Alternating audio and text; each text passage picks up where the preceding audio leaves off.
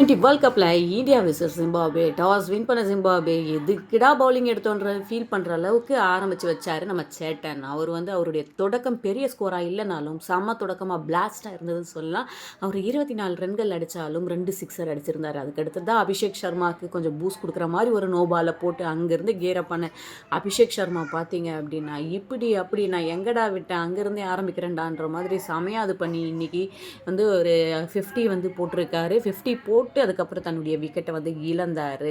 ஆனால் பவர் பிளேயரே 80 ரன்கள் அடிச்சிருந்தாங்க இந்தியா, ஒரு விக்கெட் இழப்பு இருக்குது. அதுக்கப்புறமா தான் இஷான் கிஷனும் தன்னோட பங்குக்கு ஒரு 38 ரன்னை வெல்லாச அபிஷேக் சர்மாவும் ஒரு 50 எடுத்து வெளியேற அவர் பார்த்தீங்க அப்படின்னா 55 ரன் 30 பந்துகளில் எடுத்து வெளியேறினார். அதுக்கடுத்ததாக சூரியகுமார் யாதவ் பார்த்தீங்கன்னா அவரும் ஒரு பக்கம் இந்த பக்கம் அந்த பக்கம் அடிக்க, அதுக்கப்புறமா திலக் வர்மாவுக்கு முன்னாடியே ஹர்திக் பாண்டியா உள்ளே நான் யாரா அப்படின்னு காட்ட ஒரு சின்ன கேமியோனாலும் ஒரு 33 ரன்கள் அடிச்சிருந்தார் நம்ம கேப்டன் சூரியகுமார் யாதவ் 13 பந்துகள். அது பாயிண்ட் நோட் பண்ணணும்.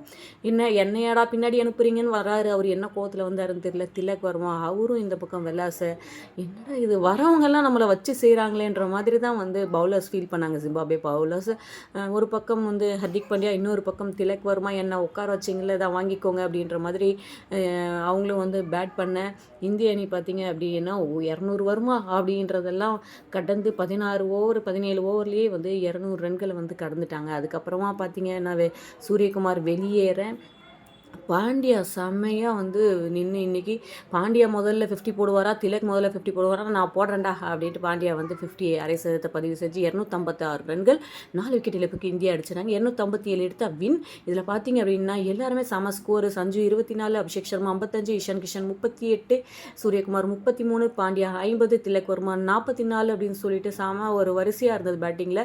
அப்புறம் பவுலிங்கில் பார்த்தீங்க அப்படின்னா எல்லாருமே பாவம் செம்மையாக அடி வாங்கியிருக்காங்க. சிக்கந்தர் ராசா கொஞ்சம் கம்மியாக வாங்கினார், பென்னட் கொஞ்சம் கம்மியாக வாங்கினார். 257 அடிச்சா வின் ஜிம்பாப்வேக்கு டார்கெட். தன்னோட பங்குக்கு ஆரம்பிப்பாங்களா இல்லை சுருண்டு இந்தியாவுக்கு என்ஆர்ஆரை உயர்த்துவாங்களா? வெயிட் பண்ணி பார்க்கலாம்.